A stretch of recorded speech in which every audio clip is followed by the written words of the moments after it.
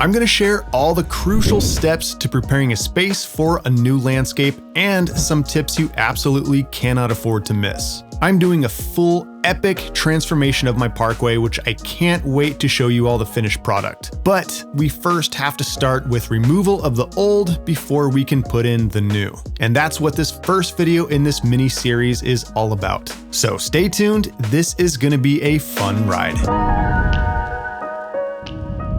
Now, we all love beautifying our front yard, but the problem is the city curb strip or parkway is always the last to get any love, and in my case, it's no different. It's currently just a bunch of weeds and soil leached of nutrients, and I want to prep this space for my new design that's coming. Again, this is the first video in this Parkway Redesign series.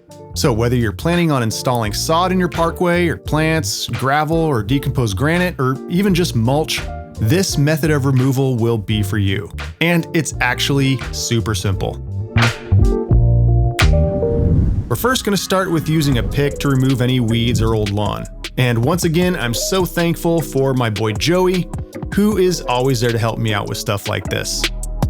Now, since the weeds are already dead, I don't have to worry about killing anything off first. If you do have live weeds or lawn that need to be removed first, there's a few methods you can do for removal, and we're not going to deep dive into that on this video, but I will put information on that in the video description below.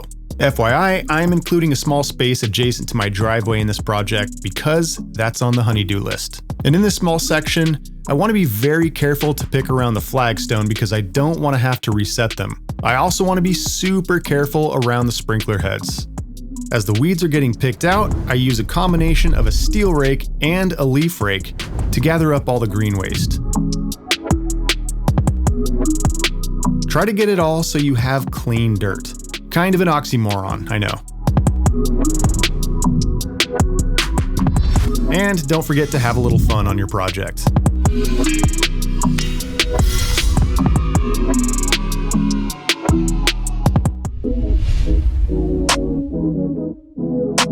Now, once all the green waste is out, the next step is to look at the soil level. For new landscape projects, I usually recommend rough grade to be about 1.5 to 2 inches below the adjacent hardscape surface. Using my sod installation project as an example, we needed to be below the walkway levels to compensate for adding in soil amendment as well as the thickness of the sod sheets, which brought it back up to the level of the hardscape.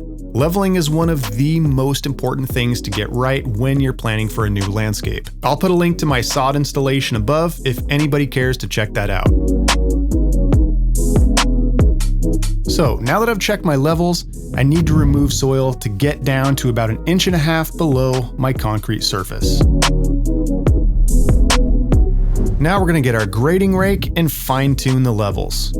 I recommend getting at least a 36-inch grading rake because that'll help keep your soil levels consistent. And the soil, clean and beautiful.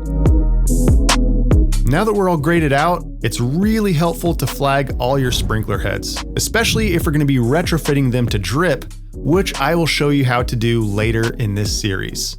With these removal and grading methods, you'll be ready for pretty much any new landscape you want to put in. And I can't wait to show you what's coming next for my project here. It's going to be awesome. So stick around. And if you haven't yet subscribed, please do so now and hit that bell notification so you don't miss the next video. And as always, I'll put links to the tools I used down in the video description. I'll see you guys soon. Stay rooted.